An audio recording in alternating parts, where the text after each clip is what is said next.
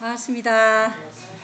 예, 이번 신앙봉 5차 집회의 주제가 극기와 참된 자아 희생의 정신으로 우리에게 선교사의 영을 부어주시기를 간절히 소원하는 마음으로 이 부흥 집회를 지금 개최한 것이거든요. 근데 우리의 마음에 그러한 성령의 불이 지금 임하지 않습니까?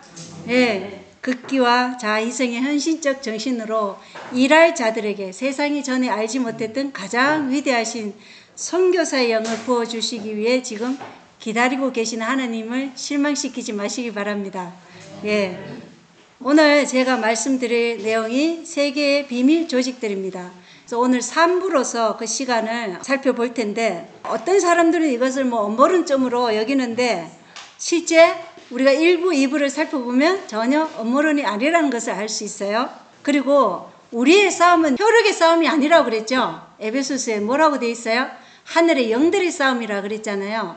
하늘에서 시작된 그 싸움이 지금 이 세상 역사에서 편만하게 모든 분야에서 지금 활동하고 있는 것을 지금 보는 것이에요. 그래서 이 세 개의 비밀 조직들을 우리가 알면 우리가 더 깨어나 정신을 차릴 수 있는 것입니다.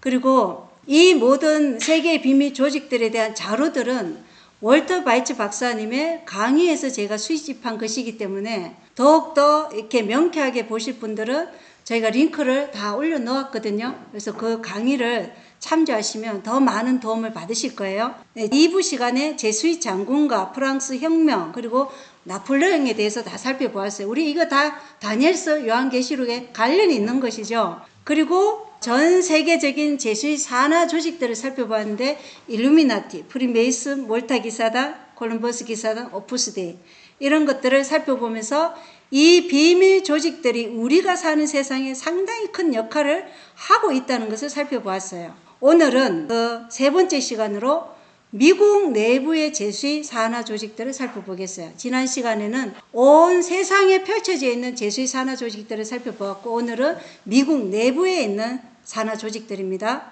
먼저 미국 내부에 있는 스컬 앤 본즈에 관한 영상을 한번 보겠습니다.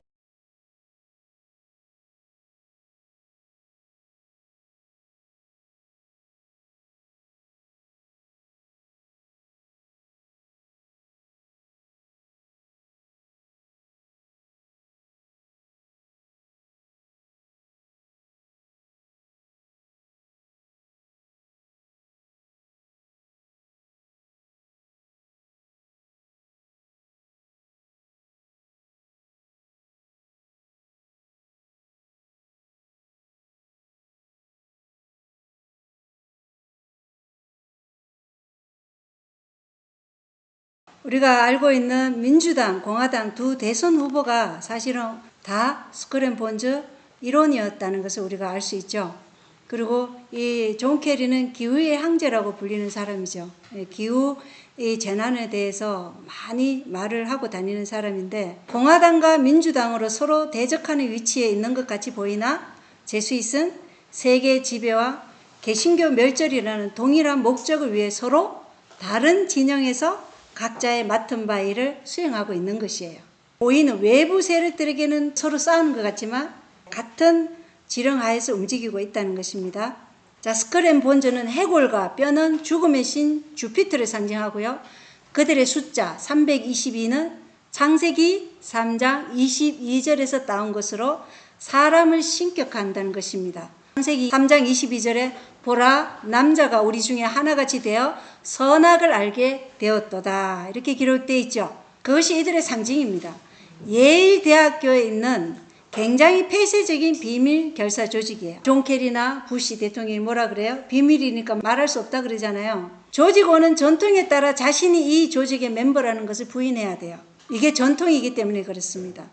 그래서 여기 잘 알려진 스컬 앤 본즈 멤버들을 보면 조지 부시 전 미국 대통령 그리고 그의 아들 조지 W 부시 그리고 윌리엄 하워드 태프트는 전 미국 대통령 그리고 존 켈리 전 미국 국무장관 헨리 루스 출판업계 거장 또 윌리엄 히트니 같은 이런 산업 자본가들 CIA 요원들 국무부 관리들 이런 사람들도 다 같은 멤버예요. 여기 보면 정치, 산업 분야, 전 분야에 이런 조직들이 활동하고 있다는 것을 오늘 보시게 될 것입니다. 이 스쿨 앤 본즈 정보의 출처는 이 안토니 서턴이라는 사람이 쓴 미국의 비밀기관 스쿨 앤 본즈 5대에 대한 소개라는 책에서 다 나온 것이에요. 오늘 볼 출처가 다 여기 책에서 나온 것입니다. 이 안토니 서턴은 스쿨 앤 본즈에 대해 가장 잘 아는 사람 중 한 명이고, 학력을 보면 런던, 게팅켄, 캘리포니아 대학들에서 교육을 받았고, 후보 학교와 스탠퍼드 대학에서 연구원으로 있었어요. 그리고 캘리포니아 주립대학에서 경제학 교수로 있었던 사람입니다. 자, 그분이 쓴 책의 내용들이에요. 스쿨 앤 본즈의 기원입니다. 내부자들은 이것을 더 오더라고 알고 있다. 다른 이들에게는 150년이 넘도록 독일 비밀 조직의 322집으로 알려져 있다. 법적 목적을 위해 공식적으로 더 오더는 1856년 러셀 트러스트로 법인화되었는데, 또한 이것은 죽음의 형제단이라고도 알려져 있다. 이 조직을 가벼이 여기거나 조롱하고자 하는 자들은 이것을 스쿨 앤 본즈라고 부르거나 그냥 단순히 본즈라고 부른다. 이 독일 5대 미국 지부는 1833년 예일 대학에서 윌리엄 헌팅턴 러셀 장군과 1876년 그랜트 행정부의 전쟁장관, 오늘날의 국방장관이죠. 전쟁장관이 된 알폰스 테프트에 설립되었는데, 이 알폰스 테프트는 미국의 대통령과 대법원장을 겸임한 유일한 인물인 윌리엄 하워드 테프트의 아버지라는 것입니다. 그래서 이 일루미나티는 그들의 기원을 잉골슈타트 대학에 두고 새로운 멤버는 학생들 중에서 모집해요. 대학에서. 그리고 더 오더는 1833년 예일에 그 기원을 두고 있으나 스쿨 앤 본즈는 독일 비밀 조직의 한 지부일 뿐이라는 것입니다. 그래서 예일에서는 독일의 기원을 부인하지만 1876년 성당 석격단시 참가자는 독일 지부로부터라는 그러한 카드를 발견했다는 것을 알 수 있어요. 영상에서도 봤듯이 이 러셀이 독일 유학 가서 어떤 학생회에 가입했고 돌아와서 예일대에서 스쿨 앤 본즈 그것을 창립한 것이에요. 그래서 독일의 기원이 있다는 것을 이 기록이 뒷받침해주고 있고, 그러니까 스쿨 앤 본즈는 독일 비밀 조직의 지부들 중 하나인 것입니다. 이것이 내부적으로는 더 오더라는 이름을 가지고 있으나 일반 사람에게는 뭐라고요? 스쿨 앤 본즈로 알려진 것이에요. 이 더 오더 스쿨 앤 본즈에 대해서 더 알아보겠습니다. 활동적인 멤버들은 그들의 아들들과 친척들을 더 오더에 넣기에 충분한 영향력을 가지고 있으며, 가문들 사이에 상당수의 통원이 있다. 이 가문들은 두 개의 큰 범주로 나뉘는데, 첫째로는 오래된 미국 가문들, 둘째로는 부를 축적하는 가문들이 있어요. 그래서 이 스쿨 앤 본즈에 입회한다는 것은 권력의 정점으로 갈 수 있는 기회이기 때문에 예일대 학생들도 입회를 바라는 편입니다. 새로운 멤버가 더 오더에 입회할 시에는 오늘 밤 그는 세상에 대해 죽고 다시 태어나 더 오더 안에 속하며 앞으로 그것으로 기억된다. 더 오더는 그에게 세상이며 그는 새 이름과 마찬가지로 새로운 이름을 가진 14명의 새 의형제를 얻게 될 것이다. 이렇게 EPC에 이거를 한다는 것입니다. 자, 더 오더의 지부들을 보겠어요. 영국 지부도 마찬가지로 대학에 설립되었는데, 영국 지부도 있어요. 옥스퍼드 대학, 특별히 옥스퍼드의 올 소울즈 대학에 설립되었다는 것입니다. 영국 지부는 더 그룹이라고 불린다. 이 더 그룹은 영국의 로스차일드 가문을 통해 유대인 계열의 조직들과 연결되어 있고, 미국의 오더는 구겐하임 시프 바르크부르크 가문과 연결된다. 이렇게 기록이 되어 있어요. 그래서 스쿨 앤 본즈만 있는 것이 아니라 독일의 기원을 둔 지부들이 미국에도 있고 유럽에도 있는 것입니다. 그리고 이들이 산업, 정부 등 여러 분야의 고위급 인사들만 속해 있는 그런 임원들이 있는데, 영국의 더 그룹은 이 로스차일드 가문을 통해 유대인들과도 연결되어 있어요. 그래서 우리가 2부 시간에 본 내용을 보면 이 프리메이슨 단체들의 계급제 피라미드에 유대인 프리메이슨 브네이 브리스도 있었는데, 이렇게 다 서로 연결되어 있는 것이 굉장히 중요하죠. 이러한 조직들에 의해서 지금 세상이 모든 분야에 있어서 영향을 받고 지금 움직여지고 있다는 것입니다. 더 오더의 활동이 이 신세계 질서를 가져오기 위한 것이라는 것을 이것을 보면 알 수 있어요. 자, 보겠습니다. 더 오더의 활동은 신세계 질서를 가져오기 위해 우리 사회와 세상을 변화시키는 데 집중되어 있다. 이것은 헌법적 보호나 국가적 경계와 문화적 구별이 없는 개인의 자유가 크게 제한된 계획된 질서가 될 것이다. 이렇게 말하고 있어요. 그러니까 신세계 질서를 가져오기 위한 이 도어대 활동은 개인의 자유가 제한된 통제사회, 즉 파시즘을 위한 사회라는 것입니다. 그리고 이 도어대의 목표는 좌파도 우파도 아니다. 좌파 우파는 변화를 가져오기 위한 인위적인 장치이며 정치적 좌파와 정치적 우파의 극단은 통제되는 변화 과정에서 필수적인 요소이다. 이렇게 말하고 있는 것이에요. 그래서 도어도도 해겔의 법칙을 사용해서 제수잇 당원들처럼 항상 양쪽에서 일하는 것입니다. 겉보기에 정치적인 수수께끼처럼 보이는 이 문제에 대한 답은 해겔의 논리에 있다. 전형적인 적돌로 제시된 좌파와 우파의 극단적인 마르크스와 히틀러는 모두 같은 철학체계인 해겔주의로부터 나왔다는 점을 기억하라. 그것은 마르크스주의자들과 나치들의 골머리를 썩이는 주제이지만 정치체계를 연구하는 모든 학생들에게는 잘 알려진 사실이다. 이러한 반대의 갈등은 변화를 가져오는 데 필수적이다. 오늘날 이 과정은 변화를 조장하고 갈등 관리가 이 변화를 가져오는 수단으로 불리는 상급위원회 문헌에서 확인할 수 있다. 이렇게 기록이 되어 있죠. 그래서 실제로 부시 대통령이 선거에 출마했을 때 상대 경쟁자로 나선 존 케리가 동일한 스크램본즈 멤버였어요. 두 스크램본즈 멤버가 맞붙은 것인데 이것이 다 해겔의 법칙이 있기 때문에 가능한 것이라는 것입니다. 그래서 민주당 오바마가 공화당 트럼프 옆에 앉아서 웃으면서 대화할 수 있는 것도 이 해겔의 법칙이 아래 서로의 위치와 할당된 역할은 다르나 동일한 신세계 질서라는 목적 아래 한 사람에게서 지령을 받고 일을 하고 있는 것이에요. 우리가 이것을 정치가 돌아가는 것을 보면 우리가 알 수 있어요. 자, 도어대 방식 보겠어요? 해겔 체계에서 갈등은 필수적이다. 해겔과 해겔에 기반한 체계에 있어서 국가는 절대적이다.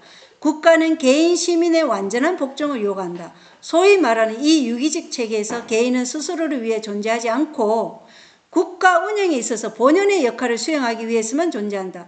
그는 국가에 복종함으로써만 자유로웠고 히틀러의 독일에는 자유가 없었고 마르크스주의 밑에서도 개인을 위한 자유는 없으며 신세계 질서에서도 자유는 없을 것이다.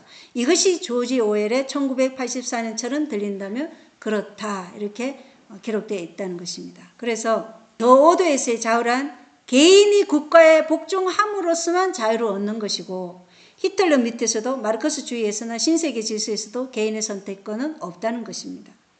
이거 우리가 계시록에서 많이 연구했던 내용이죠. 신세계 질서 단일 정부가 이렇게 세워질 때는 개인의 자유는 이미 없어져요. 그래서 매매가 안 되기 때문에 하나님이 이거 하라고 얘기하시는 거예요. 더 오드와 더 그룹과 일루미나티 원칙이 뭐냐면 여기 보면 더 나아가 결과가 수단을 정당화한다는 이 키글리가 부도덕하다고 평가한 일루미나티의 원칙은 더 그룹과 더 오더에서 사용되는 원칙이기도 하다.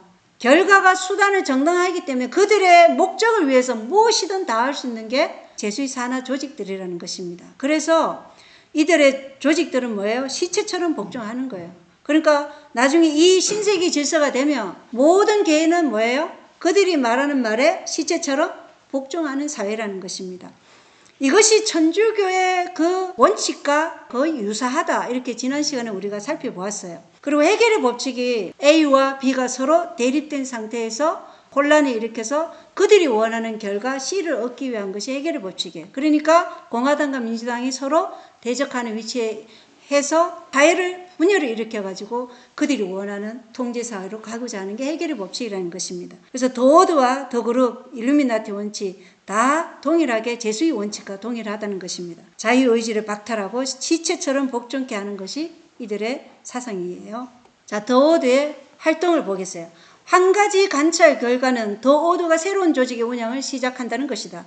즉, 첫 번째 회장이나 의장을 임명하고 아이디어를 내놓은 후 작전대로 잘 굴러간다면 종종 뒤편으로 사라져버린다. 예를 들어 유엔에서는 아치볼드 맥클레시가 유네스코 기관의 헌장을 만든 핵심 인물이었다. 그러니까 이제 회장이나 의장을 임명하고 아이디어를 내놓은 후에는 이게 잘 돌아가면 그 사람은 뒤로 이렇게 빠진다는 거예요. 그러니까 자신을 잘 드러내지 않는다는 거예요. 그러니까 사람들이 잘 모르는 거예요. 이 아치볼드 맥클레시는 스크램본즈 멤버예요.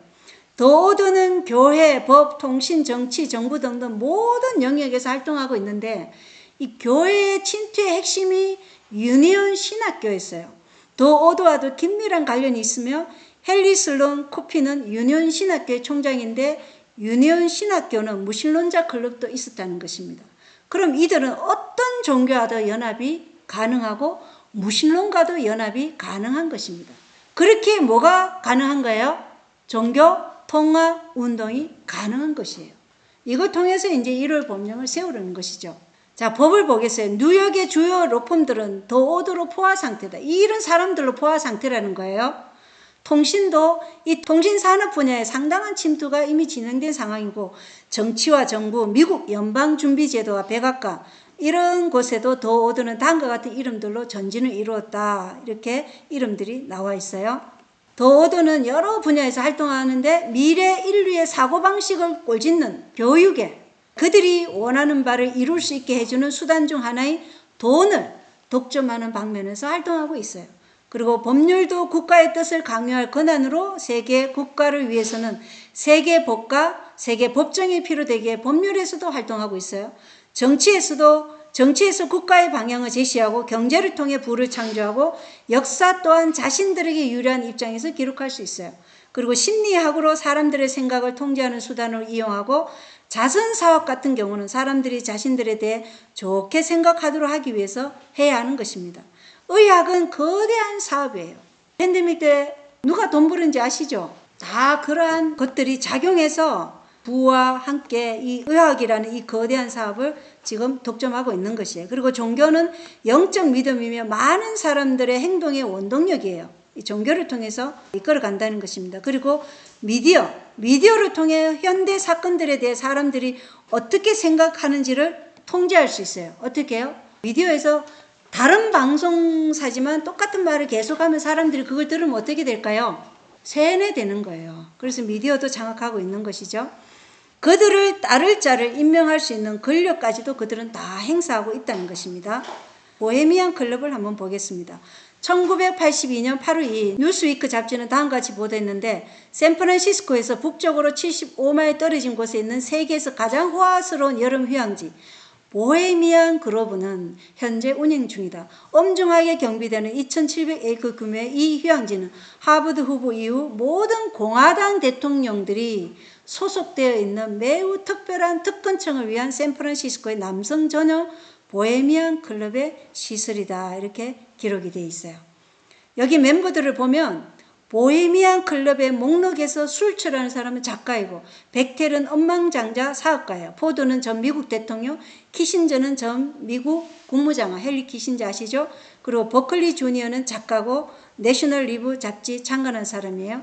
그리핀은 연예계 거물이고 헤이 우드는 음악가고 쿠어스는 맥주 사업가, 텔러는 핵물리학자, 레이건은 전 미국 대통령, 클라우시에는 은행가, 부시는 전 미국 대통령, 스미스는 전 미국 법무장관, 와인버거는 전 미국 국방부 장관, 사이먼은 전 미국 재무부 장관, 그 외 수백 명의 다른 저명한 정치인들과 사업가들이 여기에 참여하고 있다는 것입니다.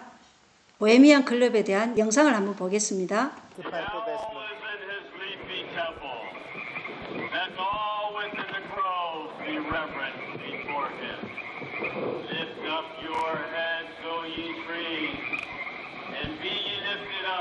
Everlasting spires. For behold, here is Bohemia's shrine, and holy are the pillars of this house. For beauty is eternal, and we bow to beauty everlasting.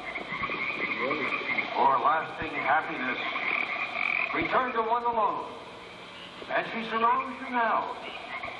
Great nature, refuge of the weary heart. We bow to one alone, great nature.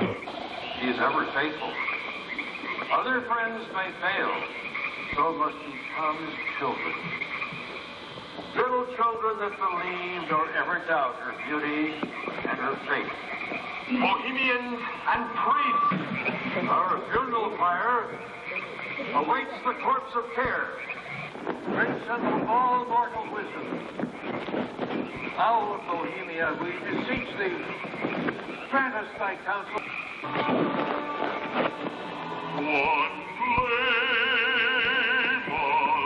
원래 저기 보안이 철저한 곳이에요. 근데 기자가 몰래 잠입해서 찍은 영상입니다. 이 보헤미안 클럽의 의식을 보면 알 수 있듯이 그들이 무엇을 숭배하고 있어요? 부엉이를 숭배하고 자연계를 숭배하는 것이에요. 그러니까 미국의 대통령들, 사학가들, 그리고 막 유명한 연예계, 법무장관, 국무장관 할 것 없이 이러한 사람들이 지금 부엉이를 숭배하고 자연계를 숭배하는 여기에 참여한다는 것이에요. 그리고 부엉이는 우리가 지난 시간에 살펴보았듯이 일루미나티의 상징으로 어둠 속을 볼 수 있기에 계몽, 일루미네이션을 가졌다고 여겨진다고 살펴보았어요. 그래서 이들이 계몽자라는 것이에요. 그리고 이 일루미나티나 보헤미안 클럽도 똑같은 부엉이를 숭배한다는 것을 알 수 있어요. 여기 보면 실제로 한 기자가 어렵게 잠입했는데 숲에서 남자들이 나체로 등장하는 것을 발견했어요. 다른 행위들도 하는데 성경을 보면 이들이 어떻게 우상 숭배를 하는지 잘 나와 있어요. 그렇게 한다는 것입니다.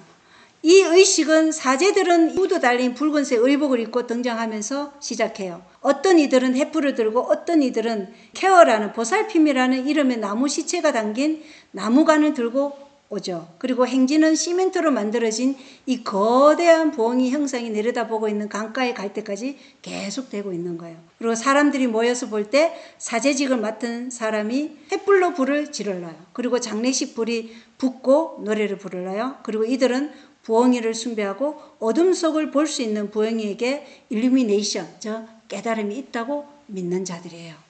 자, 비밀 조직들의 원탁에는 세 구획이 있어요. 제일 바깥쪽이 외부원, 그 다음에 둥근 곳이 내부원, 그리고 내부 핵심으로 나눠져 있어요. 이렇게 세 원탁으로, 세 구획으로 나눠져 있는데 이 외부원에는 우리가 다 아는 공개적인 조직들이에요. UN, 빌드버그 클럽, 로마 클럽, 영국 왕립국제문제연구소, 삼국위원회, 외교관계위원회가 있는데 다 더 오드와 관계가 있는 그룹이에요. 그리고 그 안에 내부원은 아까 봤던 스크램본즈, 더 오더나 더 그룹처럼 이런 폐쇄적인 비밀 조직들이 내부원이에요. 그리고 그 내부 핵심은 비밀 조직들의 비밀 조직들로서 이들이 최종 결정을 내리는 자들인데 여기 보면 일루미나티라고 되어 있죠. 예, 이렇게 구획들이 나눠져 있다는 것입니다. 스크램본즈의 멤버였던 이 조지 부시 대통령이 1991년 로스앤젤레스에서 한 연설인데 한번 읽어보겠습니다. 다양한 국가들이 공동의 목표를 위해 함께 모이는 신세계 질서. 오직 미국만이 이를 뒷받침할 도덕적 입장과 수단 둘 모두를 갖추고 있다. 이렇게 말했어요. 이 신세계 질서에 대한 말이 1991년에도 세상에 제시되었음을 알 수 있어요. 이들의 공동의 목표는 모두 다 엄력 가톨릭에게 권력을 주려고 하는 것들이고 미국이 이 일을 할 것이라는 것을 지금 조지 부시 대통령이 말하고 있는 것입니다. 그렇다면 신세계 질서가 필요하다고 누가 가장 크게 외칠까 한번 생각해 보시기 바랍니다. 자, 2004년 1월 1일 CNN 기사예요. 교황이 신세계 질서를 촉구하다는 내용입니다. 교황 요한 바오로 2세는 목요일 다시금 중동과 아프리카의 평화를 촉구하고 인간의 존엄성에 대한 존중과 국가 간의 평등을 기반으로 한 신세계 질서를 만들자는 촉구로 새해를 시작했다. 그래서 가장 크게 외치고 있는 사람은 바로 교황이라는 것입니다. 교황 요한 바오로 2세 연설 보겠어요? 올해 교황 요한 바오로 2세는 전 세계적으로 계속되는 갈등에 대한 그의 생각을 밝혔는데 하지만 그는 평화를 이루기 위해서는 국제법에 대한 새로운 존중과 유엔의 목표에 기반한 새로운 국제 질서의 창조가 필요하다고 강조했다. 유엔의 목표가 뭐라는 거예요? 새로운 국제 질서, 신세계 질서가 유엔의 목표라는 것입니다. 이 유엔의 목표에 대한 신세계 질서에 대해서 유엔 지구 환경계획 이사 데이비드 스핑클러가 한 말이에요. 루시퍼 숭배 행위를 하지 않는 한 아무도 신세계 질서에 합류할 수 없다. 루시페리안 입문을 받지 않는 한 아무도 뉴에이지에 진입할 수 없다. 이렇게 기록되어 있어요. 그러면 신세계 질서는 곧 뭐라는 거예요? 루시퍼를 숭배하는 뉴에이지 사상의 세계를 말한다는 것을 알 수 있어요. 예, 이것이 신세계 질서라는 것입니다. 여기 보면 인간의 존엄성, 사회의 통합적인 발전, 부유국가, 빈곤국가의 연대, 자원의 분배, 과학 및 기술 진보의 놀라운 결과에 기초하여 오늘날의 문제에 대한 적절한 해결책을 제공할 수 있는 질서를 요구했다. 이렇게 기록되어 있다는 것입니다. 그들이 얘기하는 이 자원의 분배가 무엇을 얘기하는가? 부의 재분배는 나에게는 없는 것을 남에게 가져오는 것을 말하는데 성경에는 이걸 뭐라 그래요? 나에게 없는 거 가져오는 거. 성경에 뭘 하지 말라 그래요? 도덕질 하지 말라 그러잖아요. 그러니까 이들이 말하는 자원의 분배는 도덕질도 괜찮다는 것이에요. 자, 유엔 사무총장인 안토니오 구테레스의 영상을 보시겠습니다. United Nations is in a unique position to act as a platform and a convening space for key stakeholders. As global shocks become more complex and disruptive, we need emergency platforms that swing into action automatically. 예, 코로나 팬데믹 사건으로 인해 유엔이 각국을 대신한 정책 집행권을 가져야 한다는 목소리를 내기가 더 쉬워진 것이죠.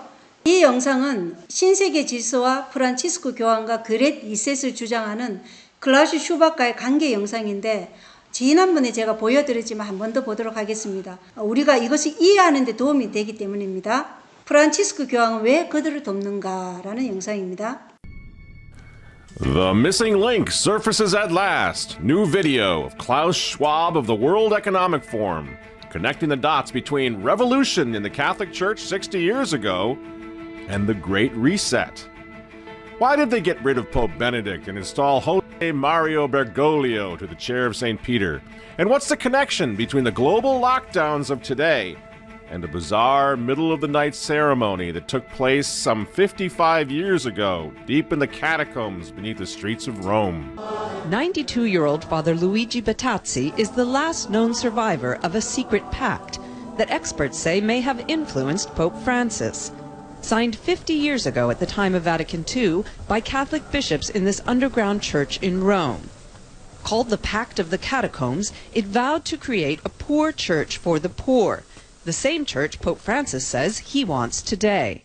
I always say that Pope Francis is the new Catacombs Pact. And after his Mass, we're talking about Francis now, after his massive inauguration in 2013, he said that he wanted a poor church for the poor people. You remember this? Come vorrei una chiesa povera e per I poveri.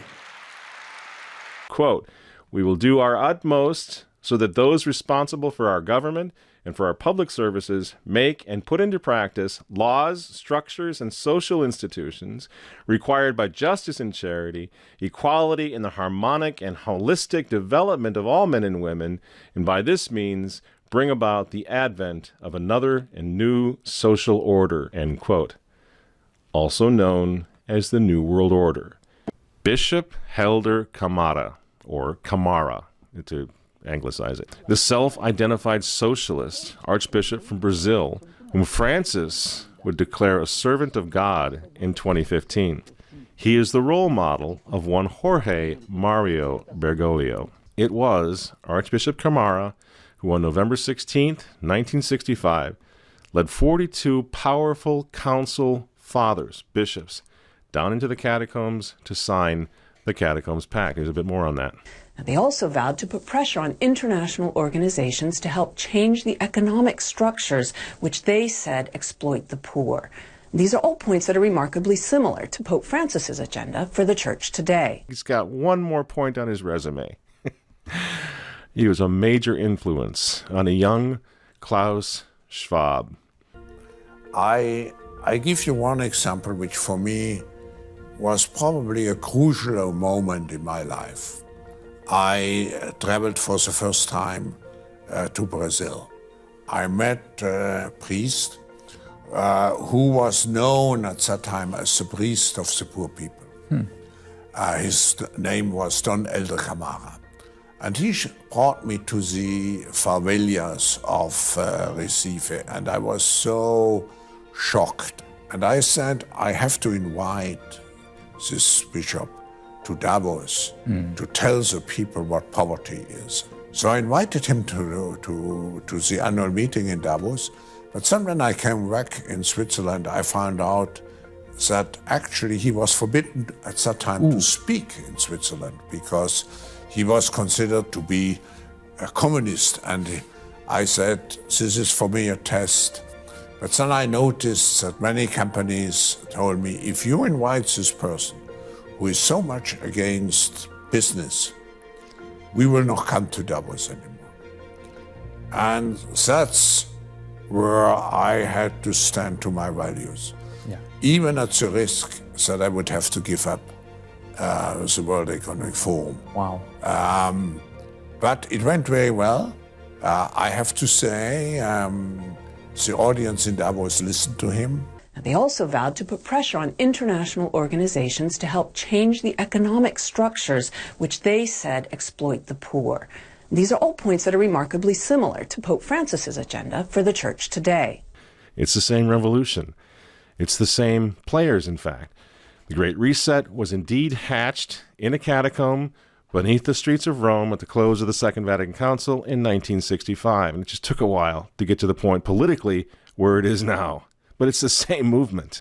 이 카타콤 조약에서 이 가톨릭 교황권은 신세계 질서를 세우기 위해 스스로를 가난한 자를 위한 아버지로 자처하면서 이 카멜레온처럼 자신들의 겉모습에 변화를 준 것입니다. 그러니까 그전에는 교황이 저기 하면 뭘 썼어요? 삼중면류관, 화려하게 대관식을 했어요. 그런데 그런 걸 싹 없애버렸어요. 그래서 기독교에게 자신들이 변했다는 것을 보여주기 위해서 자신들의 모습을 가난한 자들을 위한 교회, 가난한 자들의 아버지로 자처한 것이에요. 개신교회들이 여기에 먹혀 들어갔을까요? 먹혀 들어갔어요. 그래서 가톨릭이 변했다 이렇게 말하고 있는 것입니다. 오늘날 개신교도들이 가톨릭이 변했다고 주장하는 이유가 바로 여기에 있는 것이에요. 신세계 질서는 세계경제포럼의 창립자 클라우스 슈밥이 구호처럼 외치는 게 뭐였어요? 그레이트 리셋. 얼마나 팬데믹 때 많이 외쳤어요. 리셋해야 된다고. 이것과 동일한 것이 신세계 질서라는 것입니다. 그래서 그레이트 리셋에 의하면 2030년에는 뭐 한다고요? 아무것도 소유하지 않아도 당신은 행복해질 것이다. 사유재산이 인정되지 않는 사회가 그레이트 리셋이고 신세계 질서라는 것입니다. 이게 그들이 원하는 단일 정부, 단일 종교, 단일 경제 사회를 말하는 것이죠. 자, 프란치스코 교황 팬데믹 이후 신세계 질서를 촉구하다는 기사입니다. 프란치스코 교황은 새로운 책에서 팬데믹 이후의 세상은 결코 예전과 같지 않을 것이라고 주장하며 대신 신세계 질서를 수립할 것을 촉구했다. 세상은 다시는 예전과 같지 않을 것입니다. 그는 연대에 기반한 신세계 질서를 구축하고 괴롭힘, 빈곤, 부패를 건절하기 위한 혁신적인 방법을 연구함으로써 불의를 치유할 수 있다고 덧붙이며 모두가 함께 일하고 각자의 역할을 수행하며 위임하거나 책임을 전가하지 않는다고 말했다.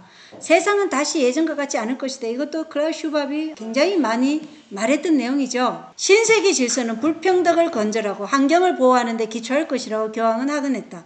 프란치스코 교황은 해결책을 향한 길로 생태운동에 참여하는 젊은이들을 지목했다. 교황은 지금은 잔해에서부터 재건하는 문제다라고 말하며 이 작업은 정부 관계자와 나머지 국민들 모두가 관련되어 있다고 말했다. 한 사람도 빠짐이 없다는 것입니다. 그는 인류의 미래를 싹트기 전에 꺾어버리는 이 지구적 불화에 맞서기 위해 우리에게는 국제적 화합의 결과물인 정치적 행동이 필요하다라고 선언하며 다자간 해결책을 위해 건시안적인 국가주의와 기타 형태의 정치적 이기심을 종식시킬 것을 촉구했다. 이렇게 기사 내용입니다. 그래서 프란치스코 교황 또한 교황 요한 바오로 2세와 동일하게 지금 신세계 질서를 수립할 것을 촉구하고 있는 것이죠. 신세계 질서는 환경을 보호하는 데 기초할 것이라고 말하는데 팬데믹 이후로 제일 큰 타격을 받은 것은 뭐예요? 팬데믹 때 가장 큰 타격 받은 게 경제죠. 예, 경제인데 여기에 지금 뭐가 들어가요? 환경을 은근슬쩍 집어넣었어요.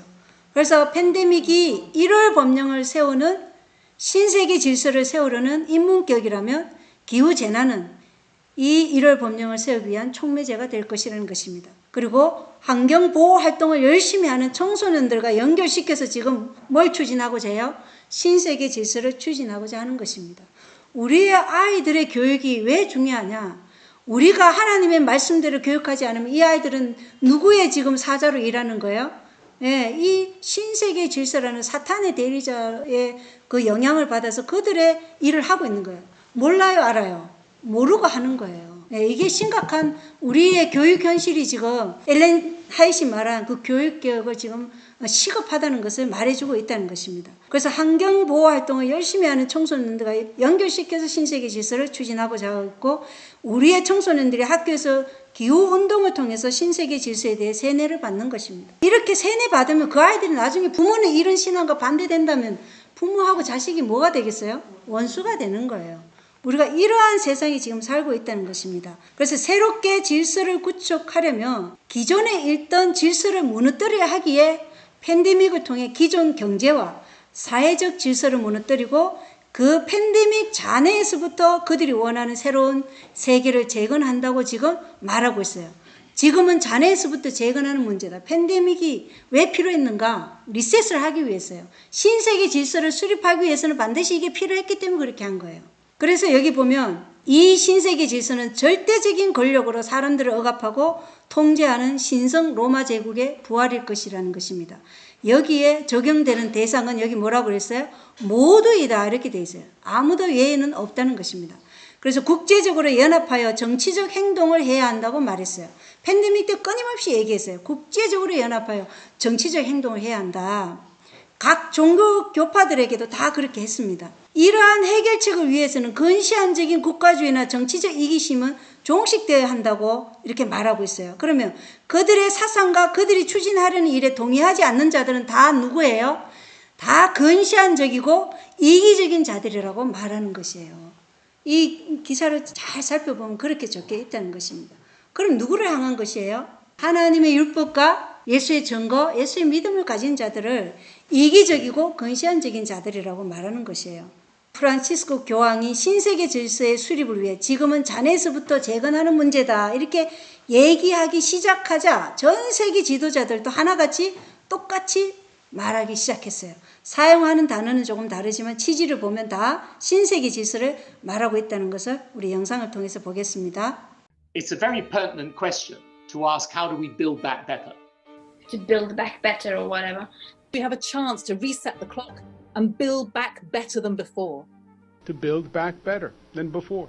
Remember the terrible damage of COVID as we try to build back from this global pandemic. Joe Biden calls it build back better. Build back better. Building back better. To do things differently. To build back better. We're going to build it back better. And build it back better. It's my plan to build back better. Start taking all the problems that have been created in education and mental health and start to build back in a positive way. I have launched a booklet called Build Back Better, Britain After Coronavirus. It's about building this country back better. Growing conspiracy following it. It is called the Great Reset. An unprecedented opportunity to rethink and reset the ways in which we live. The great opportunity for reset. The theory even calls Mr. Biden's campaign slogan, Build Back Better, a front for the conspiracy. Build back better. Building back better our economy. Build back better. All elements of the Great Reset are fundamental to building the future we need. This pandemic has provided an opportunity for a reset. It's a big effort to, some would say, to build back better. We would say to really have a great reset. Growing conspiracy following it. It is called the Great Reset. 여기 나오는 사람들이 그냥 평범한 일반인이 아니죠. 전 세계 지도자들, 상당한 영향을 끼치는 사람들이 지금 다 교황이 말했던 다시 재건하자, build back better 이렇게 계속 얘기하고 있는 것이에요. 이게 그레이트 리셋과 다 똑같은 신세계 질서를 위한 언어이고 표현하는 방식만 다를 뿐임을 알 수 있어요. 그래서 1차 팬데믹에서 맛보기로 시도된 이 build back better를 즉 그레이트 리셋을 다음 2차 팬데믹 때는 수립이 되지 않을까 진짜 큰 게 오고 있는 것입니다. 여러분 지금 우리가 하나님의 성경 예언과 이 세상의 징조를 올바로 보지 않으면요 다가오는 1월 법령 때 우리는 준비되지 않는 상태에서 그냥 짐승기표 받게 돼 있어요. 자, 2022년 5월 25일에 바티칸 뉴스입니다. 교황 세계는 기독교적인 새로운 경제 모델을 필요로 한다 이런 기사인데요. 프란치스코 교황은 글로벌 솔리데리티 펀드의 사명을 성찰하며 미국과 유럽의 신세대 경제학자들이 제안한 것처럼 기독교적 가치에서 영감을 받은 새로운 경제 모델로의 전환이 시급히 필요하다는 점을 다시 한번 강조했다. 그는 우리는 자유시장 경제에서부터 국민이 공유하는 경제, 즉 사회적 경제로 전환해야 한다라고 말했다. 우리는 자유주의와 계몽주의에서부터 비롯된 경제 패턴으로 살 수 없으며 공산주의에서 비롯된 경제 패턴으로도 살 수 없다. 우리에게는 기독교 경제가 필요합니다. 교황 프란치스코는 연설을 마치며 GSF 파트너들에게 세계 변방의 가장 취약한 계층을 지원하겠다는 약속을 계속해 나가기를 격려했다. 이런 기사예요. 프란치스코 교황은 새로운 경제 체계가 필요한데 기독교적이어야 한다. 예, 그들이 말하는 기독교는 당연히 신구약 성경의 하느님 법과는 다른 인간적인 유전과 부패한 우화의 가톨릭적인 것이라고 가르본기호 상권 386쪽에 기록되어 있어요. 그리고 자유시장 경제에서부터 국민이 공유하는 경제. 아시죠? 이 경제가 어떤 세상인지. 사유재산이 없다는 거예요. 국민이 공유하는 경제라는 것이에요. 부를 분배하는 사회적 경제로 전환해야 한다고 하는데 이것은 필요에 의해 남의 것을 허락 없이 가져가는 것은 도덕질이 아니라고 가르치는 가톨릭 단체를 본딴 경제 모델이 만들어진 것입니다. 제일 타격을 입는 것이 누구겠어요? 나라들 중에는 개신교 국가들이에요. 왜요? 하나님께서 이 개신교 국가들은 많은 복을 허락하셨어요. 그래서 부해요. 전 세계의 가장 가난한 나라들은 거의 가톨릭 나라들이에요. 그러니까 계속해서 가난한 자들을 위한 것이라고 그들이 강조하고 있는 거예요. 그러니까 이 조직들은 자선사업 정말 많이 하는데 평상시에 이 선한 일을 많이 하는 사람이 사실은 나쁘다고 말하면 믿어줄 사람이 얼마 없는 것과 마찬가지로 물론 자선사업이 좋은 일이긴 하지만 이들에게 있어서 자선사업은 자신들이 하는 일을 가리기 위한 위장막이라는 것입니다. 실제로는 이 개신교 국가들에서 뭘 빼가요? 그것을 다 가난한 나라로 주기 위한 것이에요. 근데 그 생색은 누가 낸다는 거예요? 예, 이들이 낸다는 것입니다. 자, 그레이트 리셋과 빌드 백 베럴이라는 이 말은 동일하게 신세계 질서를 위한 비밀 조직들의 목표이고 표현 방식만 다르게 할 뿐인 것입니다. 그러므로 세상이 말하는 신세계 질서는 로마 교회 개념과 가장 밀접하게 일치하는 파시즘 정권인 것입니다. 2부회 때 이 말씀 드렸어요. 파시즘 사상은 개인의 자유가 없고 시체처럼 복종해야 하는 정권으로 자유주의를 부정하고 일당 독재에 의한 철저한 전체주의와 국수주의를 취하고 지도자에 대한 절대 복종과 반대자에 대해서는 가혹한 탄압을 하는 통제사회가 무슨 사회라고요? 파시즘 사회라는 것입니다. 그래서 2020년 팬데믹 사태 발발 이후에 세계 지도자들이 입에 담기 시작한 소리 빌드 백 베럴은 더 좋게 재건하자. 재건을 하기 위해서 먼저 뭐가 부서져야 된다고요? 세계 경제를 부수고 다시 재건한다는 것입니다. 그래서 리셋을 한 다음 새로운 세계 질서를 만드는 것이에요. 이 길이 바로 신세계 질서를 세우는 길이라는 것입니다. 따라서 신세계 질서는 음모론이 아니에요. 비밀 조직들의 목표는 신세계 질서이며 경제가 무너짐으로 재건되는 것이라는 것입니다. 제스윗이 사용하는 상징 중 하나인 IHS가 지금 어디에 있냐면 현 미국 대통령인 트럼프 대통령이 다닌 포덤 대학교의 상징이 뭐예요? IHS예요. 뉴욕의 제스윗 대학이라고 여기 딱 적혀져 있어요. 그리고 로고가 IHS예요. 이시스, 호루스, 셋, 이집트의 우상들이죠. 이 트럼프 대통령이 어느 출신이에요? 제스윗에서 배운 사람이에요. 현 교황은 제스윗 교황이죠.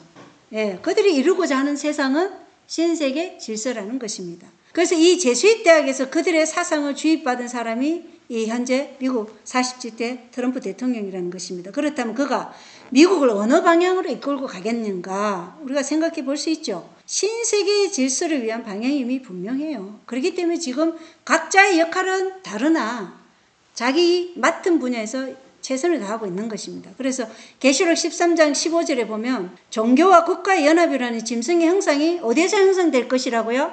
미국에서 형성될 것이라고 말하고 있잖아요. 그죠? 그리고 이 공화당 정책집이 뭐였어요?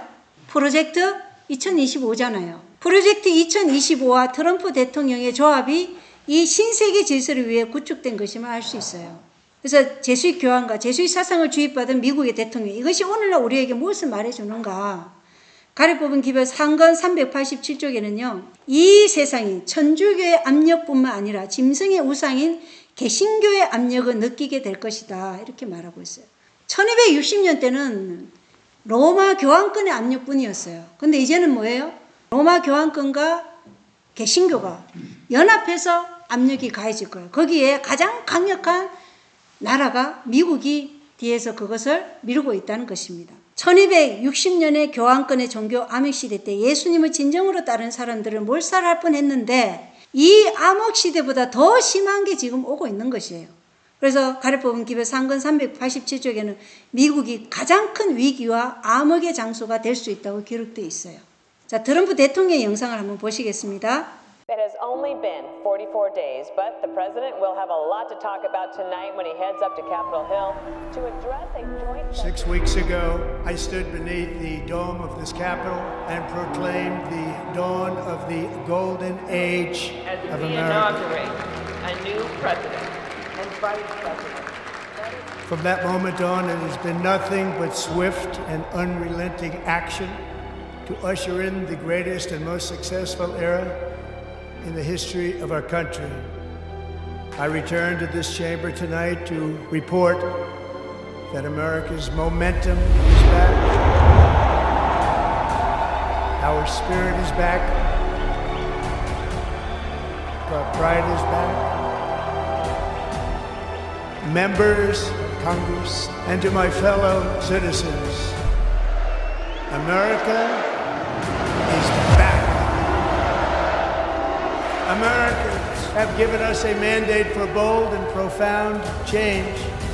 Every day my administration is fighting to bring a future that America deserves. We are draining the swamp, and the days of rule by unelected bureaucrats are over. Over the past 6 weeks, I have signed nearly 100 executive orders and taken more than 400 executive actions to restore common sense, safety, optimism, and wealth all across our wonderful land. Despite the best efforts of those who would try to censor us, silence us, break us, destroy us, Americans are today a proud, free, sovereign, and independent nation that will always be free. My fellow Americans, get ready for an incredible future because the golden age of America has only just begun. Thank you, God bless you, and God bless America.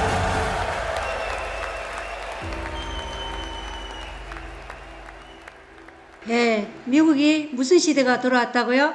황금 시대. 이 트럼프 대통령의 집무실에 다 금으로 지금 되어 있는 거 혹시 보셨어요? 무엇을 상징해요? 바벨론 나라. 금의 상징이 바벨론 나라예요. 그래서 지금 이 고대 신비 제수잇이나 이런 비밀 조직들이 다 어디에서 출발했다고요? 바벨론에서부터. 가인에서부터 시작한 이 사상이 바벨론을 통해서 이집트, 메데바사, 그리스, 로마 계속해서 지금 미국을 통해서 지금 성취하려고 하는 거예요. 다시 재건하겠다는 단어가 많이 나오듯이 지금 트럼프 대통령도 계속 연설에서 뭐라 그래요? 다시 돌아왔다. 다시 뭔가를 이루겠다는 단어가 굉장히 많이 나와요. 그 다시금 옛날로 돌아가는 것입니다. 그들이 말하는 황금 시대가 어떤 시대인지 아십니까? 바벨론 시대를 말하고 있는 것이에요. 그리고 이 균형추가 옛날보다 더 훨씬 더 종교적인 보수적 성향이 오른쪽으로 가게끔 지금 하고 있다는 것입니다. 이것이 가능했던 게 뭐냐면 해겔의 법칙이었던 것입니다. 얼마나 많이 싸우는 것 같이 보였습니까? 공화당과 민주당이. 그런데 이 해겔의 법칙을 아주 능숙하게 다룰 줄 아는 사람만이 만들어낸 결과가 오늘의 결과라는 것입니다. 그래서 몇 년 전에 만약 이것을 시도했으면 수많은 반발을 샀을 일을 이 해겔의 법칙을 이용해 수월하게 이루어낸 것이죠. 어마어마한 일을 지금 하고 있는데 우리가 이거 깨어나야 돼요. 자, 여기 한번 보겠습니다. 현재 미국 상황, 경제를 보겠어요. CBDC 도입을 준비하고 있어요. 그리고 지나친 관세로 예상되는 물가가 폭동이 지금 일어나고 있어요. 그리고 지금 반 트럼프 시 운동이 계속해서 일어나고 있어요. 이러한 것들을 통해서 지금 미국 경제가 엘렌 화이트 연애 신에 기록했잖아요. 경제를 통제하고 일부 돈 많은 사람들이 이 모든 물자를 소유하고 있음으로 해서 가난한 사람들이 굶주림 때문에 뭘 일으킨다고요? 내전, 폭동을 일으킨다. 정말 2025년이 그냥 지나가면 하나님의 자비예요. 미국에. 그리고 법령을 보면 일부 주에서 이미 1월 법령 도입이 시도되었어요.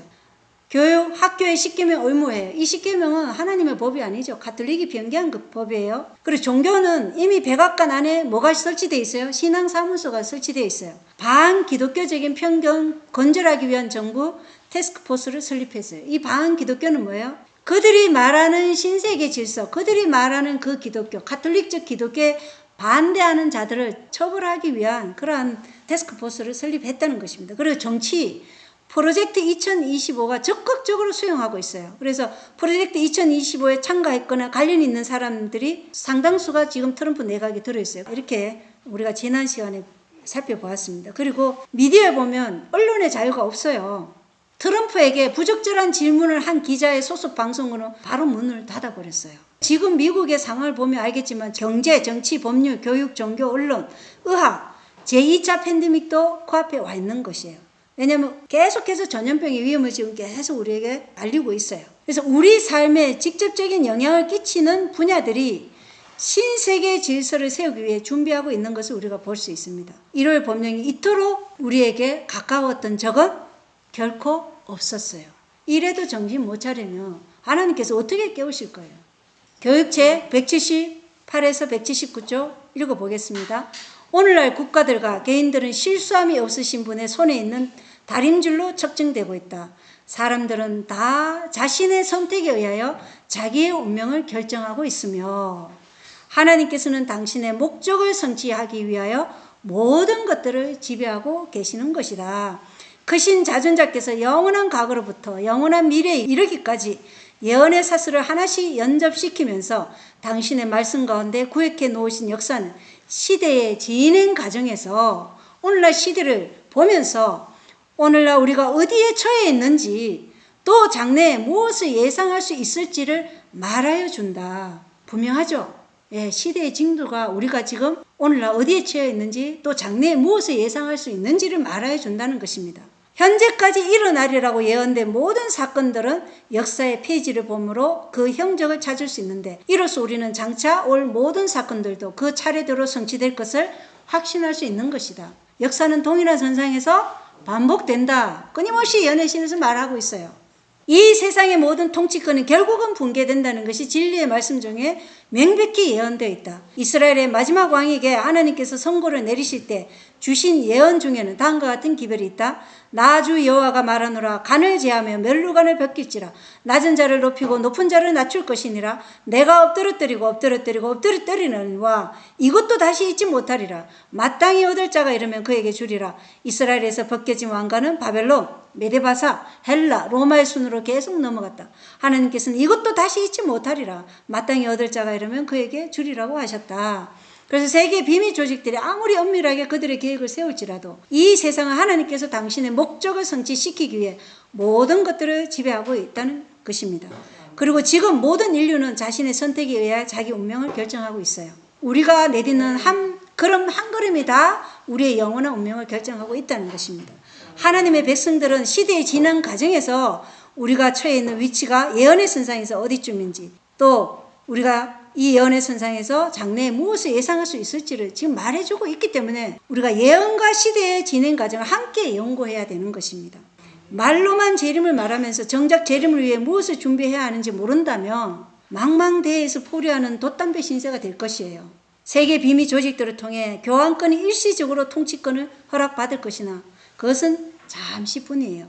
이 땅의 모든 통치권은 결국은 붕괴될 것이 명백히 예언되고 있다는 것입니다. 이 투쟁은 신구약의 성경적 기독교와 인간적 유전과 부패한 우화의 기독교 사이의 투쟁이에요. 계속해서 읽어보겠습니다. 그때가 가까이 왔다. 시대의 징조들은 우리가 크고 엄숙한 사건에 무너기 와 있는 것을 말해준다. 우리가 사는 세상의 모든 정세는 동요되고 있다. 그리스도의 재림 전에 일어날 사건들에 대한 구주의 예언이 우리의 목전에서 성취되고 있다. 난리와 난리 소문을 듣겠으나 민족이 민족을 나라가 나라를 대적하여 일어나겠고 첫째의 기근과 지진이 있으리라. 현대는 모든 사람들이 관심을 많이 가지는 시대이다. 통치자나 정치가들, 책임과 권위의 지위에 있는 사람들, 또 모든 계급에 지각 있는 사람들은 주위에서 일어나고 있는 사건들에 관심을 집중시키고 있다. 그들은 국가들 사이에 긴장되고 불안한 관계를 주목하고 있다. 그들은 세상의 모든 요소를 점유하고 있는 고조된 긴장감을 보고 그게 무슨 결정적 대사건이 일어나려고 한다는 것, 즉 세상이 이제 말할 수 없는 위기에 직면하게 된 것을 인식한다. 우리가 지금 세상을 보면 이게 보이지 않습니까? 각국에서 지금 트럼프 반대하고 있는 그런 뉴스들이 자꾸 나오잖아요. 천사들은 장차의 운명에 대하여 세상의 경고를 다 받을 때까지 투쟁의 바람이 불지 못하도록 억제하고 있다. 그러나 이제 폭풍이 모여들어 지상에서 폭발하려 하고 있다. 하나님께서 천사들에게 그 바람을 놓으라고 명하실 때 세상에는 표현할 수 없을 만큼 큰 전란의 강경이 전개될 것이다. 이게 영감의 말씀입니다. 그래서 시대의 징조들은 예수님의 재림 전에 일어날 사건들이 지금 우리의 코앞에서 너무나 가깝게 일어나고 있고 세상의 모든 정세는 크고 엄숙한 사건을 말해주고 있다는 것을 우리가 오늘 사건들에서 볼 수 있잖아요. 그죠? 비밀 조직들이 정치와 경제, 교육, 언론, 법, 의학 등 모든 분야에서 활동하고 국가들 사이에 긴장되고 불안한 관계 속에서 지금 전쟁과 내란의 조짐과 시체처럼 복종하도록 강요하는 이 신세기 질서라는 단일 정부를 세우기 위한 전제 조건인 이 1월 강제 법령을 세우려는 움직임들은 이 하나님의 백성들에게 위기가 다가오고 있다는 것을 지금 알게 하는 거예요. 여기서 깨어나야 돼요. 자, 가르침 기벌 3권 385조 읽어보겠습니다. 거짓 안식일을 높이는 법령입니다. 우리는 하나님의 명령을 위하여 준비하고 기다려야 한다. 나라들이 그 중심으로부터 요동할 것이다. 하나님의 유일한 의의 표준, 품성의 유일하고 확실한 시금석을 선포하는 자들로부터 지지가 철회될 것이다. 그리고 국회의 법령에 머리를 숙이지 않으며 제약의 사람이 하나님의 거룩한 날을 무시하고 설립한 안식일, 그 안식일을 높이기 위한 국법을 지키지 않는 모든 자들은, 이루를 지키지 않는 모든 자들은 천주교의 압력뿐만 아니라 짐승의 우상인 개신교계의 압력을 느끼게 될 것이다. 이렇게 기록되어 있어요. 교황권과 짐승의 우상인 개신교가 국가와 연합할 때 이 교황권, 짐승의 우상인 개신교, 그리고 미국이 연합할 때 교황권의 재산권은 다시 회복될 것이고 이것은 과거 교황권의 암흑시대보다 더 심한 것으로 창세로부터 없던 반란이 지금 오고 있다는 것을 우리에게 보여주고 있어요. 그래서 여기 가르침 기별 2권 142쪽에 하나님의 백성들이 해야 할 일은 이제 제시하고 있는 거예요. 여기 똑바로 들으셔야 돼요. 하나님의 백성들이 해야 할 일은 저들에게 현혹시키는 세력으로 임할 장래의 사건들을 위하여 준비하는 일이다. 장래의 사건들을 위해 준비하는 일이 하나님의 백성들이 해야 할 일이라고 말하고 있어요. 이 세상에는 굉장히 거대한 독점 사업체들이 형성될 것이다. 사람들은 서로 자신들을 원수의 우리에 가두어 놓을 조합 단위로 결속할 것이다. 소수의 사람들이 특정의 사업 계통을 통해서 벌 수 있는 모든 재물을 긁어 모으기 위해 연합할 것이다. 노동조합과 세상의 연맹들은 함정이다. 형제들이여 그런 조직에 가담하지 말고 그것들을 멀리하라. 그러한 조직체들과 아무런 상관도 하지 말 것이다. 우리 신자들이 도시를 떠나 작은 토지를 매입하여 저들 자신과 저희 자녀들을 위한 가정을 마련하도록 신자들을 교육하라. 그러나 얼마 안 있어 도시마다 투쟁과 혼란이 일어날 것인데 도시들을 떠나기 원하는 자들은 떠나지 못하게 될 것이다. 우리들은 이러한 문제들을 위해서 준비해야 한다. 이것이 바로 내가 받은 빛이다. 네, 선지자께서 받은 빛이라고 말해주고 있어요. 할 수만 있다면 지금 서둘러서 여러분 자신과 자녀들과 함께 도시를 떠나시기를 바랍니다. 아주 가까운 미래의 위기가 덮쳐올 것입니다. 너무 빠르고 갑작스럽고 강하게 올 것이에요. 우리가 팬데믹을 경험해봤지 않습니까? 하룻밤 사이에 갑자기 닥쳐왔고 팬데믹이 모두가 타격을 받았어요. 한 사람도 타격 안 받은 사람 있습니까? 없어요. 전 세계가 다 타격을 받았어요. 그리고 팬데믹 전과 후는 완전히 다른 세상이었어요. 코로나도 이렇게 우리를 불시에 와서 놀라게 했는데 1월 법령은 어떨까? 이 1월 법령이 세워질 때 어떨지 한번 상상이 가십니까, 여러분? 이 팬데믹이 와가지고 딱 2달 만에 통제사회로 딱 들어갔어요. 모든 정부의 명령 안 들으면 어떻게 되는 거예요? 끌고 가고 그랬잖아요. 그러한 사건들이 이 미디어에서 잘 안 보여서 그렇지 유튜브에는 너무너무 많은 사건들이 드러났어요. 팬데믹은 마지막 환란이 아니고 침례 요한처럼 먼저 예고하는 것이에요. 이걸 깨달아야 돼요. 팬데믹으로 우리가 지금 이러한 사회로 갈 것이라는 것을 예고했단 말이에요. 예고하는 것인데 그 뒤에는 뭔가 더 큰 게 오고 있다는 경고예요. 그래서 우리가 할 일은 미래를 위해 준비하는 것이다.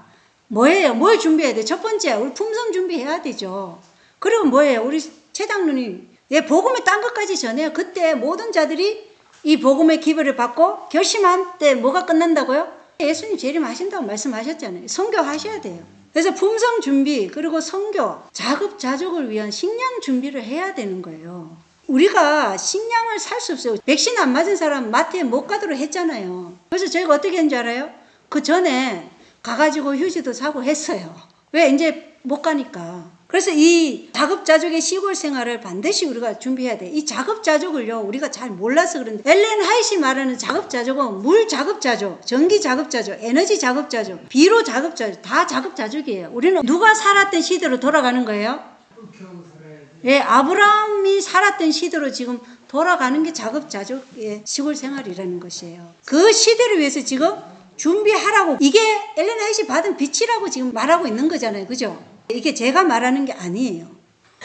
이걸 준비하지 않으면 여러분 이제 1월 법령이 오면 그래서 많은 사람들이 추풍 낙엽처럼 떨어져 나가는 거예요. 왜요? 식량에 대한 두려움, 굶주림에 대한 두려움 때문에 많은 별들이 떨어진다 그랬잖아요. 의복에 대한 부족에 대한 두려움. 인간이 처음에 뭐 때문에 죄를 범했어요? 식욕 때문에. 그 일이 반복된다는 것입니다. 마지막으로 읽어보겠습니다. 가르뼈본 기별 2권 359조. 개신교 세계는 하나님의 안식일이 있어야 할 자리에 하나의 우상적인 안식일을 세우고 법왕의 발자취를 따라가고 있다. 바로 이런 이유 때문에 하나님의 백성들이 도시를 떠나 저들 자신이 땅을 경작하여 저희가 먹을 양식을 재배할 수 있는 시골로 이사해야 될 필요성이 있음을 알게 되었다. 뭔 이유 때문에요? 우상적인 안식을 세워놓고 법왕의 발자취를 따라가도록 강요할 때를 위해서, 이런 이유 때문에 하나님의 백성들이 도시를 떠나 저들 자신이 땅을 경작하여 저희가 먹을 양식을 재배할 수 있는 시골로 이사해야 될 필요성이 있음을 알게 되었다. 저들은 그런 곳에서 자녀들에게 단순하고 건전한 습관들을 길러줄 수 있다. 나는 위기를 위한 준비로서 모든 일들을 서둘러야 할 필요성이 있음을 깨달았다. 이렇게 기록되어 있어요. 어떤 분들은 시골 생활 안 하면 구원 못 받느냐 이렇게 말해요. 그러면 대묻습니다. 하나님이 명령한 어떤 명령도 우리가 땅에 떨어지면 될까 안 될까요? 그 모든 명령 우리는 뭐예요? 자아를 굴복하는 순종으로 나아가야 돼요. 황폐하게 하는 가장한 것이 오면 예루살렘 다 떠나 산으로 가려는데 산으로 도망가지 않은 사람 구원 받았어요? 한 사람도 없죠. 산으로 도망간 사람, 예루살렘 성을 떠난 자들만 구원을 받았어요. 롯에게 이 소돔과 고모라 떠나려는데 롯이 만약 거기 있었으면 어떻게 됐어요? 죽었죠. 아내는 보세요. 미련을 둬가지고 어떻게 됐어요? 소금 기둥이 되었어요. 우리는 하나님의 모든 명령에 대해서 순종하고자 하는 마음을 가져야 돼요. 내가 지금 순종을 원하는 마음으로 그런 말을 하는지, 아니면 그것이 싫기 때문에 그런 말을 하는지, 우리 자신의 마음 상태를 지금 살펴봐야 된다는 것입니다. 여기 사무엘상 15장 22절로 23절을 보면 사무엘이 이르되 주께서 주의 음성에 순종하는 것만큼 번제 헌물과 희생물을 크게 기뻐하시나이까 보소서 순종이 희생 헌물보다 낫고 귀를 기울이는 것이 순양의 기름보다 나으니 거역하는 것은 마술제와 같고 완고한 것은 불법과 우상 숭배와 같나이다. 왕이 주의 말씀을 버렸으므로 그분께서도 왕을 버려 왕이 되지 못하게 하셨나이다 하더라. 순종이 희생헌물보다 낫고 귀를 기울인 것이 순양의 기름보다 나아요. 왜 거역해요? 이 사단의 마술에 걸려있기 때문에 거역하는 거예요. 그리고 왜 완고하게 거절하는 거예요? 우상을 숭배하기 때문에, 자기를 숭배하기 때문에 그래요. 그래서 그런 거예요. 이 모든 것이 시대의 소망 634쪽에 보면 경고에 주의를 기울이는 자들은 구원을 얻을 것이다. 이렇게 기록되어 있어요. 경고에 주의를 기울여서 구원을 얻기를 원하십니까? 아니면 경고를 무시해서 잃어버림 당하기를 원하십니까? 어느 쪽을 선택하실래요? 경고에 주의를 기울여 구원을 얻는 것이 우리의 선택이 되어야 되지 않겠습니까? 하나님이 필요에 의해서 하라고 얘기하고 계시잖아요. 그죠? 근데 여기 보세요. 왕이 주의 말씀을 버렸으므로 그분께서도 왕을 버려 왕이 되지 못하게 하셨나이다. 사울왕 결국은 뭐예요? 왕 자리에서 물러났잖아요. 그럼 우리가 왕가의 제사장이 되어야 되는데 우리가 주의 말씀을 경시하거나 무시해서 안전할까요? 안전하지 않다는 것입니다. 하나님의 모든 말씀은 우리의 유익과 우리의 행복과 우리의 안전, 우리의 구원을 위해서 주신 말씀이라는 것입니다. 이 1월 법령이 내리며 시골로 가라고 대충해서 알려준다는 말은 인간적인 생각이에요. 절대로 그렇지 않아요. 대충해서 말해주는 게 아니라 우리는 하나님의 말씀이 어떠하냐, 인간의 생각을 따를 것인가. 지금 여기 세계 비밀 조직들이 지금 뭘 하고 있는 거예요? 인간의 생각을 따를 것인가 하나님의 권위를 따를 것인가 이 전쟁이잖아요. 우리의 선택도 마찬가지예요. 하나님의 명령에 의해서 갈 것인가 아니면 내 생각, 인간의 생각으로 나를 섬기면서 그냥 안락한 도시를 살고자 하는가 이걸 지금 우리가 살펴봐야 된다는 것입니다. 저는 시골 생활 선택할 때 세상을 버렸어요. 선교하시면서 세상을 버렸잖아요. 하나님 말씀에 순종할 때 세상을 포기하는 그 품성이 개발이 되는 거예요. 그걸 하나님께서 해주셔요. 우리가 순종하면 그분이 나에게서 뭘 제거하냐면 이 세상을 사랑하는 마음을 제거하셔요. 교육 해보십시오, 여러분. 자녀들 대학 안 보내고 홈스쿨링 하면요. 세상에 대해 죽는 것이에요. 직장 그만두잖아요. 어려운 결정이에요. 그죠? 어렵지 않습니까? 그게 돈에 대한 그 사랑을 나에게서 제거하는 것이라고. 누가 제거해요? 하나님이 제거해 주시더라고. 이게 순종이라는 것이에요. 그냥 말로만 하는 그 순종이 아니에요. 그래서 시골 생활은 우리의 품성과 교육과 선교와 장차 매매가 안 될 때를 위해 그리고 큰 소리 외칠 때 마지막 1시간을 남겨두고 이 재림교회 마지막 남은 무리와 연합할 자들에게 피난처를 제공하기 위해서 세상에 대해 죽는 자아 부인의 훈련이 바로 시골 생활이에요. 그리고 이 시골 생활에서 뭘 해야 돼요? 선교도 하고 또 품성도 개발하고 하나님께서 그렇게 해주실 때 우리는 그렇게 해야 된다는 것입니다. 예. 그래서 자아 부인 하시겠습니까? 예, 아멘으로 하답해야 됩니다. 그렇지 않으면 우리의 지금 영원한 운명을 결정하는 이 선택에 있어서 이 하나님의 말씀대로 따라가지 않으면 안전치 않다는 것입니다. 교회를 아무리 다녀도 안전하지 않은 길로 가기를 원하지는 않으실 것입니다. 그렇다면 우리는 하나님 명령에 순종해야 될 것입니다. 그리고 여러분과 제가 이 주의 모든 말씀으로 살아가는 백성들이 되기를 바라면서 오늘 세계 비밀 조직들의 3부의 시간을 마치고 다음 시간은 이 비밀 조직들의 교리를 살펴보겠습니다. 그 교리를 보면 우리가 싸우는 이 세상에 벌어지고 있는 영적 싸움이 누구의 싸움인지 우리가 분명히 알게 될 것입니다. 오늘 시간 마치겠습니다. 감사합니다.